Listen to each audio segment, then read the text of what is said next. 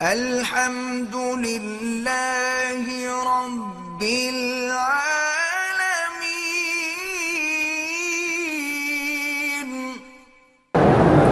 اسی طرح تاریخ میں آتا ہے کہ ابو المنصور ایک بادشاہ گزرے ہیں، انہوں نے خواب میں زیارت کی حضرت عزرائیل علیہ السلام جو ملک الموت ہے۔ جب زیارت کی تو ان سے یہ بھی پوچھا کہ اگر مہربانی کریں تو مجھے بتا دیں کہ میری موت کب ہوگی، میری زندگی کتنی باقی ہے۔ تو فرماتی ہیں کہ خواب میں ملک الموت نے ایسے اشارہ کیا اور اس کے بعد میری آنکھ کھل گئی۔ اب بادشاہ تھے، پریشان ہو گئے، انہوں نے بلایا اپنے مولویوں کو، اپنے لوگوں کو بلایا انہوں نے۔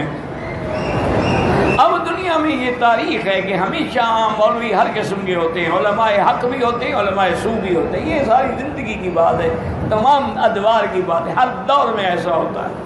کچھ مولوی ایسے ہوتے ہیں جو سرکاری درباری ہوتے ہیں کہ جو سرکار کا موڈ آیا اسی کے مطابق فتویٰ دے دیا، بس انہوں نے بادشاہ کو خوش کرنا ہوتا ہے۔ لیکن علماء حق بھی ہوتے ہیں جو کسی کی پرواہ نہیں کرتے۔ تو اس نے بہت سارے مولوی صاحبان کو پوچھا کہ بھئی یہ کیا مطلب ہے؟ کسی نے خوشامد میں کہا کہ جی اس سے مراد ہے کہ ابھی آپ نے 500 سال زندہ رہنا ہے۔ جو کم خوش آمدی تھے انہوں نے کہا کہ جی 500 سال تو خیر اس امت کی عمر ہی نہیں ہے، معلوم یہی ہوتا ہے کہ آپ نے مزید ابھی 50 سال زندہ رہنا ہے۔ کسی نے کچھ کہا، کسی نے، لیکن بادشاہ کا اطمینان نہ ہوا۔ انہوں نے کہا بھی مجھے کوئی بات دل کو نہیں لگتی۔ تو لکھتے ہیں کہ انہوں نے امام ابو حنیفہ رحمۃ اللہ علیہ کے شاگرد تھے امام ابو، ان سے رابطہ کیا کہ حضرت میں نے یہ خواب دیکھا ہے، اور خواب مجھے سمجھ، خواب عجیب دنیا ہے نا، اس کا تعبیر رؤیا جو ہے یہ ایک علم ہے، یاد رکھو، اس لیے خواب کسی کو نہ بتایا کرو۔ اگر خواب ڈر والا ہے تو بس 3 دفعہ بائیں ہاتھ تھوک دو اور لا حول پڑھ کے سو جاؤ، اور کسی کو نہ بتاؤ، کچھ بھی نہیں ہوگا۔ اور اگر خواب ہے یعنی برا نہیں ہے لیکن سمجھ نہیں آتا کہ کیا ہے، تو پھر یہ بھی حکم ہے کہ اس آدمی کو خواب بتاؤ جو عالم ہو اور جس کو تعبیر رویا سے علم ہو، تاکہ وہ صحیح تعبیر دے۔ بعض اوقات ایسا ہوتا ہے کہ اگر کسی نے غلط تعبیر دی تو اسی طرح ہو جائے گا۔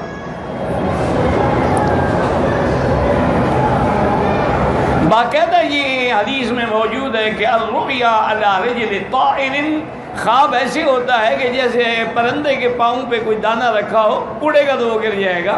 تو اس لیے اگر کسی غلط آدمی کو بتائیں گے تو وہ غلط تعبیر دے گا، تو کبھی ہو سکتا ہے کہ ایسے ہو جائے۔ انبیاء علیہم الصلاۃ والتسلیم میں اللہ نے یہ علم جو ہے حضرت یوسف علیہ السلام کو دیا تھا،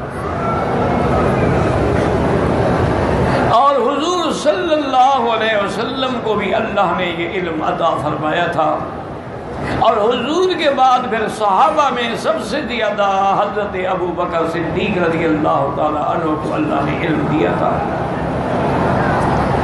اور اسی طرح پھر تابعین میں بڑے بڑے لوگ پیدا ہوئے ہیں، جیسے محمد ابن سیرین ہیں، ان کو بھی اللہ نے تعبیر رؤیا کا علم دیا تھا، اور انہوں نے اس پہ کتابیں بھی لکھی ہیں، وہ بہت بڑے معبر تھے، کیونکہ خواب بڑی مشکل چیز ہے۔ خواب کبھی جو آپ دیکھتے ہیں نا اس کے بالکل الٹ ہوتا ہے، اور کبھی خواب بالکل اسی طرح ہوتا ہے جیسے آپ دیکھتے ہیں۔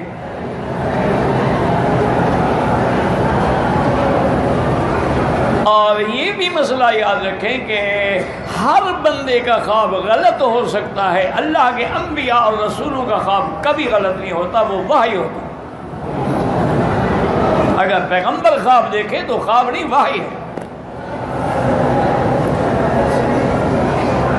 اسی لیے جب حضرت ابراہیم علیہ السلام نے اپنا خواب اپنے بیٹے کو سنایا، یا بنی انی ارا فی المنام انی اذبح،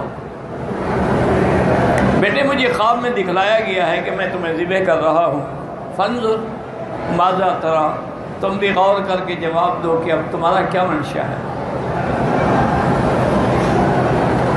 تو حضرت اسماعیل علیہ السلام بھی دیکھیں کیسے عجیب جواب دیا، کہا کہ قال یا ابت افعل ما تؤمر، ابا جان آپ وہی کریں جس کا آپ کو حکم دیا گیا ہے۔ اسماعیل علیہ السلام نے اشارہ کیا کہ تو خواب نبی کا خواب ہے، تو اللہ کا حکم ہے۔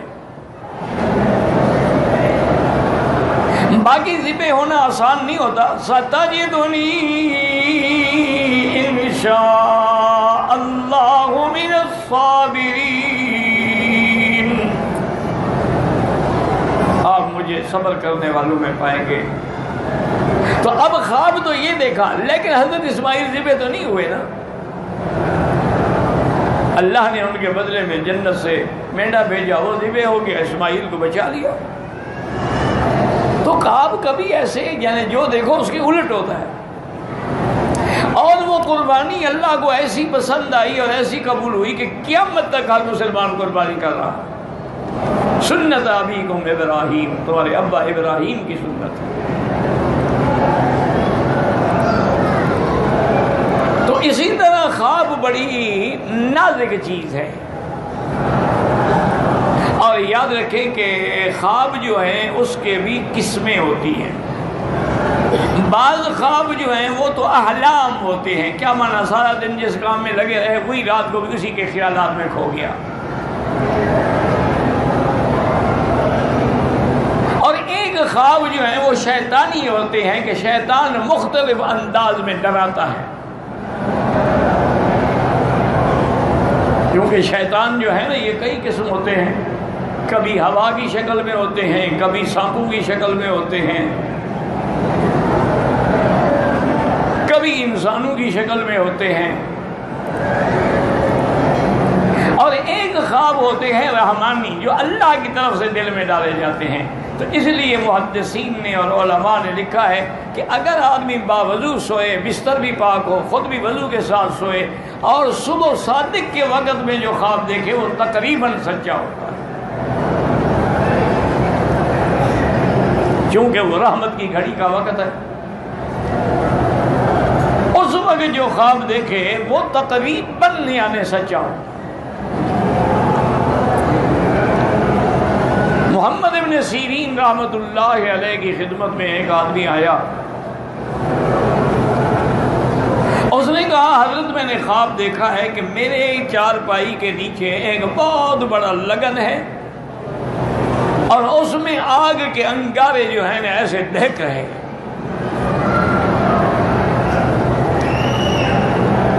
آپ نے فرمایا اچھا خواب ہے، تمہیں اللہ کی طرف سے کوئی دولت ملے گی، اللہ کی طرف سے تمہیں دولت ملے گی، وہ ہیرے جواہرات کی شکل میں بھی ہو سکتی ہے۔ چلا گیا۔ پھر کچھ عرصے کے بعد ایک اور آدمی ہے، اس نے بھی وہی خواب بتایا کہ حضرت میں نے خواب دیکھا ہے کہ میری چارپائی کے نیچے ایک بڑا لگن ہے اور اس میں انگارے دہک رہے ہیں۔ آپ نے فرمایا تمہارے گھر کو آگ لگی ہے، تو جلدی جاؤ۔ تو شاگردوں نے کہا کہ حضرت آپ بھی بادشاہ ہیں، کسی کو بتاتے ہیں دولت ملے گی، اس غریب کو بتایا تیرے گھر کو آگ لگ جائے گی۔ انہوں نے کہا اللہ کے بندے میں نے نہیں بتایا، تعبیر بندی ایسی تھی۔ اس نے جب خواب دیکھا تھا تو سردیوں کا موسم تھا، تو سردیوں کے موسم میں آگ نعمت ہوتی ہے، ہر کوئی گھر میں آگ جلاتا ہے کہ گرمی رہے۔ اس نے جو خواب دیکھا یہ گرمیوں کا موسم ہے، گرمیوں کا موسم میں تو آگ عذاب ہوتی ہے، میں نے کوئی غلط تعبیر تو نہیں دی۔ تو یہ ایک علم ہے، علم تعبیر الرؤیا۔ اور یہ بھی یاد رکھیں کہ اگر کسی کو یہ علم نہ ہو تو وہ کوئی خواب کچھ بتا دے کہ بھائی میں تعبیر نہیں جانتا، کسی اور عالم سے پوچھیں۔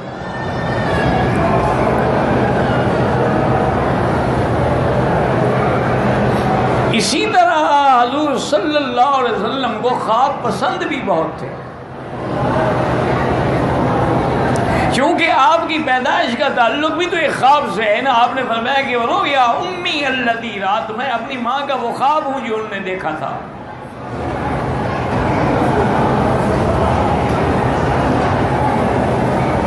اور اسی طرح حضور فجر کی نماز کے بعد جب بیٹھتے تو صحابہ سے پوچھتے بھی ہر رات رویا اللیلہ، کسی نے خواب دیکھا ہے؟ جیسے دیکھا وہ آگے آ جائیں. اور جو آدمی خواب میں جھوٹ بولے نا وہ اعظم الفریت اللہ، وہ اللہ پر سب سے بڑا جھوٹ ہوتا ہے کہ خواب نہیں دیکھا اور کیا میں نے دیکھا ہے. جیسے آج کل آپ کے پیر اور مولوی اکثر خواب دیکھتے ہیں اور جھوٹے ہوتے ہیں. وہ بتا رہا ہو، ان کا خواب بتا رہا ہوتا ہے کہ جھوٹ ہے. اب جیسے خواب دیکھا جائے کہ حضور پاک کی زیارت ہوئی، حضور پاک آئے، بڑے ناراض تھے، میں نے ان کی منت کی، پاؤں پکڑے، راضی ہوئے. انہوں نے فرمایا اب میں تیرے ادارے میں آؤں گا لیکن میری ٹکٹ کا انتظام کرو. ایمان سے کہے معراج پر ٹکٹ کس نے لے کے دی تھی؟ جب 7 آسمانوں کی سیر ہوئی. ایسے خواب تو بس کیا ہے، وہ لوگوں کو بیوقوف بناتے ہیں. جاہل لوگ معتقد ہوتے ہوئے سبحان اللہ سبحان اللہ، جی حضور صرف ان کے گھر آئیں گے اور کہیں نہیں جائیں گے. اور حضور کی ٹکٹ کے لیے اس نے اللہ عالم لاکھوں چندہ کر دیا. حضور کے لیے ٹکٹ لینی ہے نا، پتہ ہے جہاز چارٹر کرنا پڑے گا، کیا ہوگا. انا للہ و انا الیہ راجعون. اللہ ہدایت دے، زندہ ہیں، اللہ ہدایت دے. اور اگر ایسے، چونکہ حدیث میں ہے کہ اعظم الفریہ، وہ آدمی سب سے بڑا جھوٹا ہے جو کہے کہ میں نے خواب دیکھا ہے اور دیکھا نہ ہو.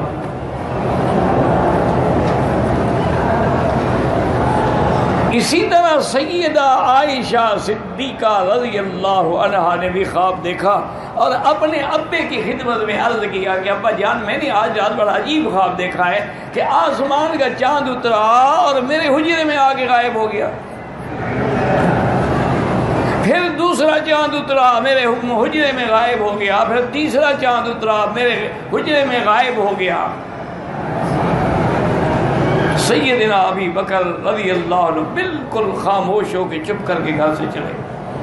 بی بی عائشہ فرماتی ہے حالانکہ یہ آپ کی عادت مبارک نہیں تھی، آپ تعبیر دے دیتے تھے لیکن آپ نے کوئی تعبیر نہیں دی، میں بھی ڈر کے خاموش ہو گئی.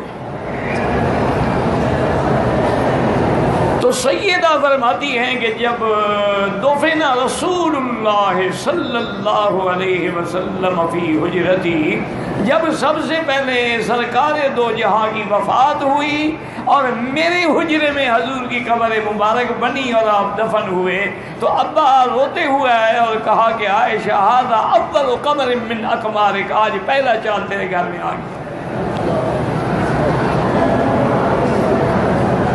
پھر حضرت ابو بکر بھی وہیں دفن ہوئے، حضرت عمر بھی وہیں دفن ہوئے، تو تینوں چاند جو تھے جمع ہو گئے.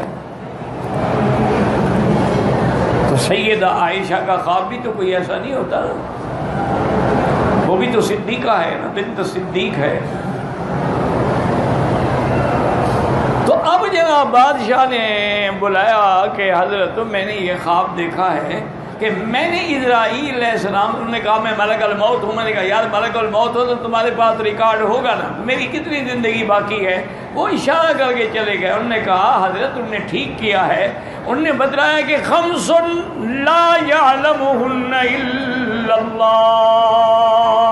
حضور کی حدیث ہے کہ یہ 5 چیزیں ہیں جن کا علم اللہ کے سوا کسی کو نہیں. ان اللہ عندہ علم الساعہ وَيُنَزِّلُ الْغَيْثَ وَيَعْلَمُ مَا فِي الْأَرْحَامِ وَمَا تَدْرِي نَفْسٌ مَاذَا تَكْسِبُ غَدًا وَمَا تَدْرِي نَفْسٌ بِأَيِّ أَرْضٍ تَمُوتُ. اللہ نے فرمایا یہ 5 چیزیں ہیں، قیامت کا علم اللہ کو ہے کہ کب ہوگی، کس تاریخ کو ہوگی.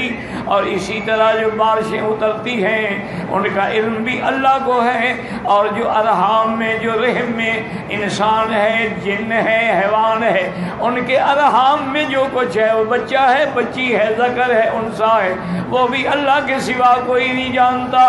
وما تدری نفس ماذا تکسب غدا، اور کوئی نہیں جانتا کہ میں کل کیا کروں گا، وما تدری نفس بأی ارض تموت، اور کوئی نہیں جانتا کہ میری موت کس زمین پہ آئے گی۔ تو فرشتے نے تو اشارہ کیا ہے کہ بادشاہ سلامت یہ 5 چیزوں کا علم کسی کو ہے نہیں، جب علم نہیں ہے تو میں آپ کو کیسے بتاؤں؟ تو بہرحال یہ ہے کہ علم رویا جو ہے یہ بڑی عجیب سی بات ہے،